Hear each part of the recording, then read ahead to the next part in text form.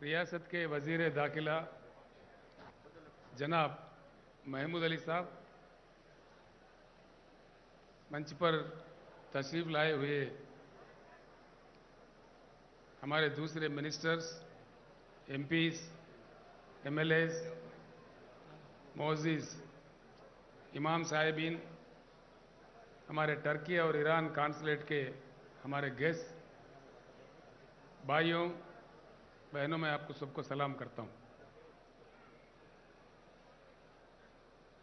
तेलंगाना रियासत एक 7 साल पहले बहुत ही बेहाल रियासत था। हमारे पास ना पीने को पानी थे, ना बिजली था, ना किसान के लिए पानी दे सकते थे। बेहाल हमारा हालत था। अल्लाह का फजल है, आप तमाम लोगों का ताउन है, आप तमाम लोगों का तायीद भी मिला है भरपूर तरीके से। और 8 साल के अंदर 7.5 साल में आज सारा ही हिंदुस्तान अंधेरे में है। तेलंगाना एक जगमगाता रियासत चमक रहा है आज पूरे हिंदुस्तान में। पीने का पानी हो, किसानों के लिए पानी हो, फसलों की उगाई हो, बहुत ही अच्छी तरक्की तेलंगाना रियासत ने हासिल किया है।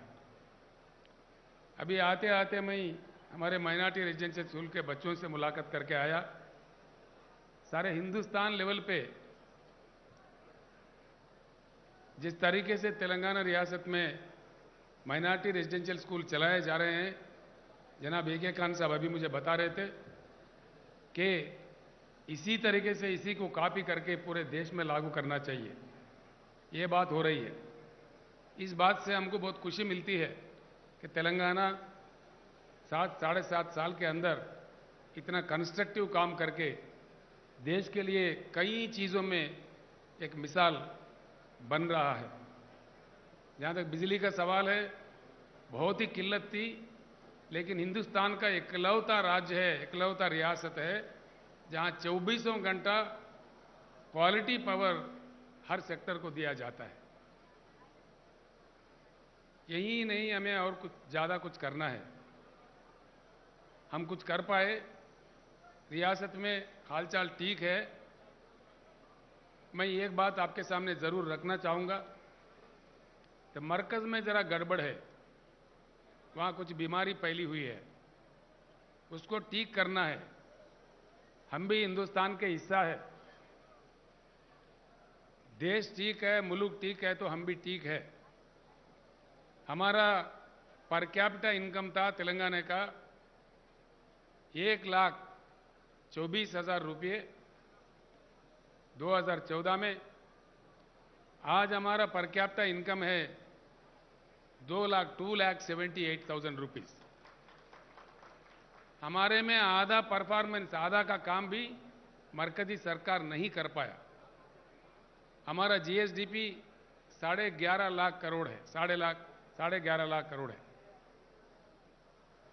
अगर हिंदुस्तान के लेवल के जो मरकजी सरकार होता है वो हमारा बराबर का भी काम करता तो ये 11.5 लाख नहीं, 14.5 लाख होना चाहिए था। यानी कि मरकज कमज़ोर है तो हम भी कमज़ोर हो जाएंगे, मरकज़ में गड़बड़ है तो हमारा भी गड़बड़ हो जाएगा। देशवासी होने के नाते हमारा भी फर्ज बनता है, किसी भी तरीके से अगर देश बिगड़ रहा है, देश में बदहाली पैदा किया जा रहा है, खुसूसन किया जा रहा है, उसको रोकना हमारा काम है। देश को किसी भी हालत में खराब नहीं होने देना है। मुझे पूरा आशा है, भगवान अल्लाह ताला सबसे ज़्यादा होता है, वो हर चीज़ का गवाह होते हैं। कुछ ताकतें कुछ कर बिगाड़ने के, कुछ गड़बड़ करने के काम करते हैं, इंशाअल्लाह वो कभी कामयाब नहीं होंगे। तोड़ फोड़ना बहुत आसान है, लेकिन किसी चीज़ को तामीर करना बड़ी मुश्किल है। आज बेंगलुरु जैसे सिलिकॉन वैली ऑफ अमेरिका जो कहलाता है, वहाँ किस प्रकार का जहर फैलाया जा रहा है हम देख रहे हैं। ये हर जगह हो रहा है पूरे हिंदुस्तान में। ये अच्छी बात नहीं है। हम लोग साफ कह रहे, पूरी जनता से जनता भी समझने लगे, जो लोग हैं दानिशमंद लोग हैं वो सारे समझने लगे, आगे चल के खुलेआम निकलने वाले हैं। इस प्रकार से देश को फिर से हमको संभालना पड़ेगा। देश का भलाई के लिए सबको कमर कसीटना होगा। इंशाअल्लाह हम भी आप तमाम लोगों के दुआओं से जिस किस्म से हमने तेलंगाना रियासत हासिल किया और इसको इस तरक्की के मंजिल पे पहुंचाया, उसी तरीके से हिंदुस्तान के तरफ भी नज़र करेंगे, इसमें कोई शक की जरूरत नहीं है। इंशाअल्लाह हमारे को अच्छी मुकाम मिलेगी, अच्छी जगह मिलेगी, कुछ हम भी इस देश के लिए काम आ सके। मैं एक ही बात कहना चाहूँगा, फिर से ईद से पहले तो मैं आपसे फिर मिल नहीं पाऊंगा। इस मुकद्दस मुबारक महीने का और रमजान ईद का मैं आप तमाम लोगों को दिली मुबारक बात पेश करता हूं। तेलंगाना ही नहीं बल्कि सारे हिंदुस्तान के मुसलमान भाइयों को मैं रमजान का मुबारकबाद पेश करता हूं। मैं मेरे बात खत्म करने से एक ही बात कहना चाहूँगा, बुरी ताकतें हमेशा धरती पे देखने को मिला।